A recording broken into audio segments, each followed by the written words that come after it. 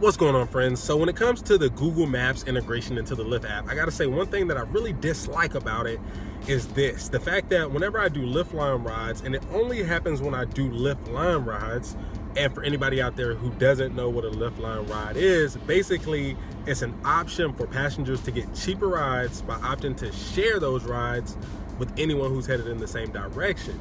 But anyway, the problem that I have is the fact that anytime I get ready to go pick a passenger up, Lyft line, or drop off a Lyft line passenger, regardless of whether I'm in the car by myself going to go pick up a new Lyft line, regardless of if I already have a Lyft line passenger in the back seat and I got to go pick up a new one, or I'm getting ready to drop off either one of those passengers, whenever I get close to the drop-off destination, the Google navigation always crashes. The Lyft app stays running and active, everything is working fine, and it shows the old Lyft map, which is not a navigation.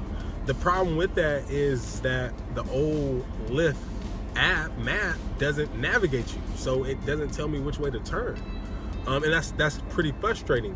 And from, this happens very frequently, and I'll still have, 3, 4, 5 turns to make. Now, granted, you can still hit the navigation button in the Lyft app. The Google Maps will pop back up and start navigating you, but it continues to crash over and over, right?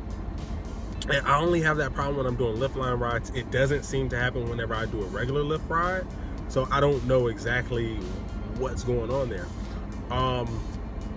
Another thing that I dislike about the Google Maps integration is the fact that it doesn't work exactly like Google Maps. Now, it does for the most part, but there's one particular thing that I really relied on when using Google Maps that doesn't work effectively in the integrated version in the Lyft Driver app. And that's basically this. It's pretty hard to explain, but I'm pretty sure anybody out there who uses Google Maps as their primary navigation would understand. Whenever you get ready to make a turn, whether right, left, or even if it's like merging onto the highway, when they have like those arrows on the Google Maps thing, in the original Google Maps application, it would be very accurate when it zoomed in. So say you got 500 feet within making a right turn, it would accurately show where you are as the arrow and the turn, and it would zoom in, when you got close to about maybe 500 feet, maybe a little bit further back, maybe 700 feet or something like that. But when you got pretty close to making that turn, it would zoom in. That way you could accurately see in relevance to where you are as the arrow as to where you need to make that turn, which made it a lot easier in real life navigation to be like, okay, this is the correct street that I'm turning on. And why does that matter? Because I've had problems. For one, it doesn't work in the integrated map as well in the Lyft Driver app. It doesn't work that well. It's late. It doesn't precisely zoom in. It zooms in late. Sometimes it doesn't zoom in at all. It's just not as accurate as the actual Google Maps. But the problem with that is when you have to make, let's just say, for example, a right turn, but there are two streets that are directly, basically almost two of the same streets.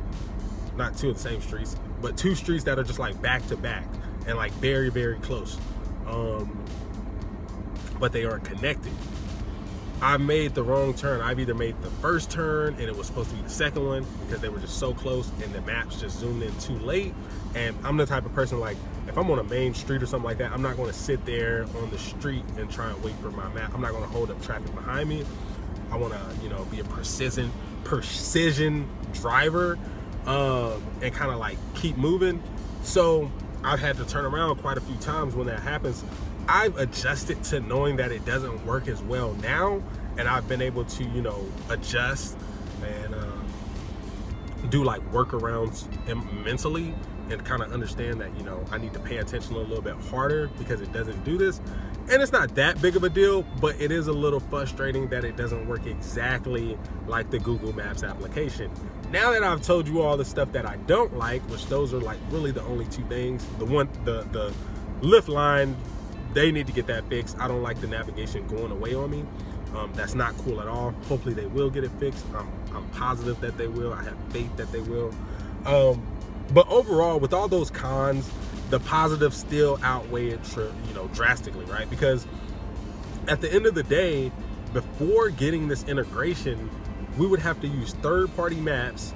We would have to have a minimum of 3 applications open on our phone. At least for me, I would have to have my music app, my Lyft app, and then my navigation app, whether that be Google Maps, Waze, or Apple Maps, which I don't know who would use Apple Maps, but Apple Maps.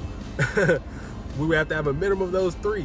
And the process of accepting rides would just be so much more difficult, right? Like, not really. I mean, it was cool, but when you compare it to what we have now, it's a lot easier. And the whole point of it is to make everything more seamless, which is basically the fact that you don't have to touch your phone as much. So before getting this integration, we would have to have our Lyft app up, hit the button to accept the ride once the ride request came in. We accept the ride request. Hit a button to go to our navigation. Our navigation pops up on the screen. So now we're looking at our app navigation. Google Maps for me. Drive to where the passenger is. Switch back over to the Lyft app. Tap that I'm here and pick up the passenger. Hit another button to switch back over to my Google Maps. Drive the person to where they need to get dropped off at. Switch back over to my Lyft app to drop the person off so I can make sure I get paid. And repeat that process for every single ride. Now all we have to do is hit accept the ride. It tells us exactly where to go. We don't have to do anything else.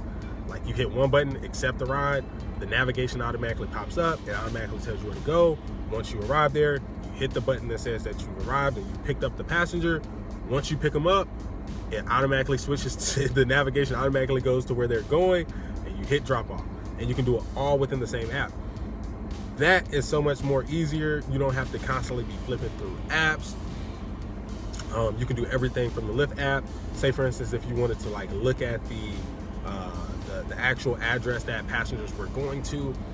Well, if you were in Google Maps, you couldn't do that unless you scrolled all the way over or something like that, or exited out of navigation. You would have to just click back over to your Lyft application and then click back over to your actual navigation. So overall, it's a lot better. That's all I want to say. It's a lot better. Just wanted to go ahead and put that out there.